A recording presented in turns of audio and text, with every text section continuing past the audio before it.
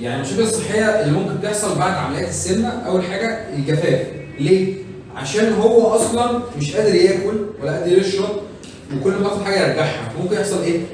ممكن يحصل ديهايدريشن وجفاف بشكل سريع. تمام؟ تاني حاجه ممكن يحصل لاكتوز انتوليرنس. طب ايه علاقه اللاكتوز انتوليرنس اصلا بعمليات السمنه؟ الفكره ان اللاكتوز بيتهضم عن طريق انزيم اللاكتيز. اللاكتيز ده بيطلع من تاني جزء في الامعاء الدقيقه اللي اسمه الانتست، اسمه ايه؟ الجوجنم.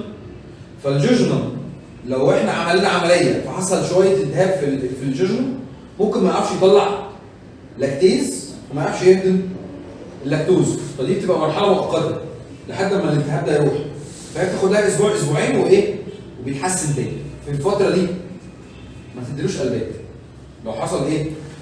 لو ثبت ان انت بتديله قلبان بيرجع، بيتعب، بيحصل له مغص، بيحصل له دايريه، يبقى انت ايه؟ امنع القلبان الفتره دي لحد ما عدى عليه اسبوع اسبوعين لحد ما يتحسن، بعدين ايه؟ رجع اللبن تاني.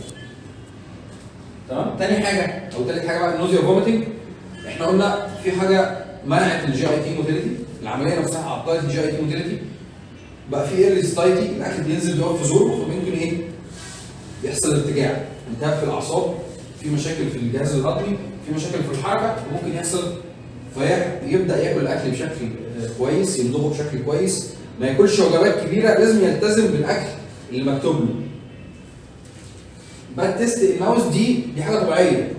يعني بعد عمليه عمليه اصلا بيبقى في ريحه بق وحشه، افرازات طلعت، البنج مع قله الاكل مع الجهاز الهضمي بيطلع شويه افرازات نتيجه العمليه اللي حصلت، فكل ده ممكن يعمل ريحه بق وحشه وتروح مع الوقت.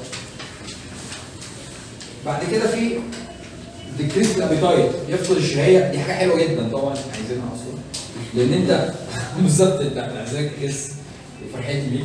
فهي الفكره في ايه؟ ان انت اصلا عملت عمليه في الجهاز الهضمي وعملت عمليه في الاستومك. فالاستومك كانت بتطلع الجيرلين عشان انت ايه؟